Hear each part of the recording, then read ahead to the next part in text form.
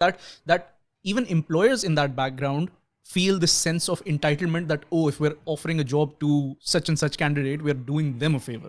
Yeah. Whereas it's not, it really isn't. In this day and age, we need to let go of all of these hangups and, actually realize that you as an individual have worth and you have value that you are adding to any organization that you go to. Given the condition that you are good at what you do. Absolutely. That's a very important condition and a prerequisite. You've got to be a high performer. Exactly. If you are good at what you do, you set your own price. That's exactly in right. the market. I think it comes back to that problem-solving mindset. One actionable insight I can probably give people who are looking to shift their mindset around negotiation is focus less on yourself and focus more on the problem that you are solving for the company and the impact that it has. Sure. You can divide the impact into tangible impact, higher revenue, lower costs, increased retention, all of those metrics, or even the intangibles. Perhaps you're a person who brings the team together. Perhaps you're someone who people love to engage with and you bring a sense of a can-do attitude to the team.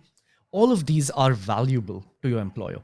And recognizing your own, what you bring to the table can really give you an edge when you're approaching that negotiation table.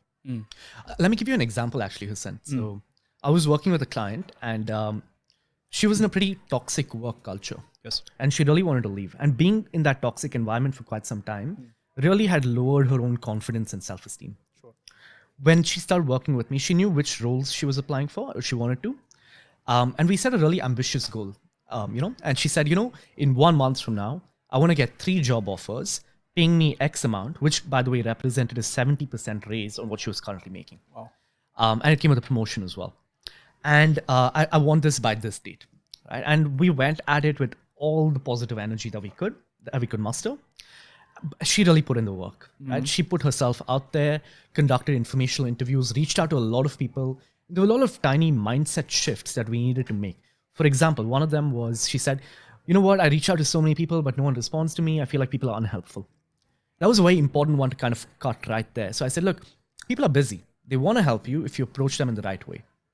So you got to target and calibrate your approach and accept the fact that people are busy. So maybe you reach out to 100 people, 40 of them might respond to you. Out of the 40 that respond to you, 20 of them might actually have a call with you.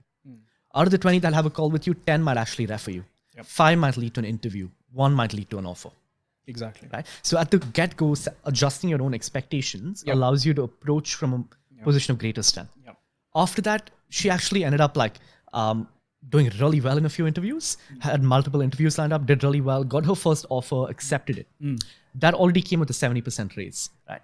And she negotiated upwards with that. At the point, she didn't have the confidence to do it. But I said, look, they loved you. They absolutely loved what they saw in the interview. So maybe you can actually negotiate a 10K increase. So she went into it with a really strong negotiation technique and approach and ended up getting that 10K increase. Wow. And then she got another offer, which matched that. So she, in fact, took that second role because it was aligned with her industry interests and long-term career perspective as well. And then she got a third offer from her dream company. And they were literally begging to have her. They said, look, you're making a big mistake by not saying yes to us.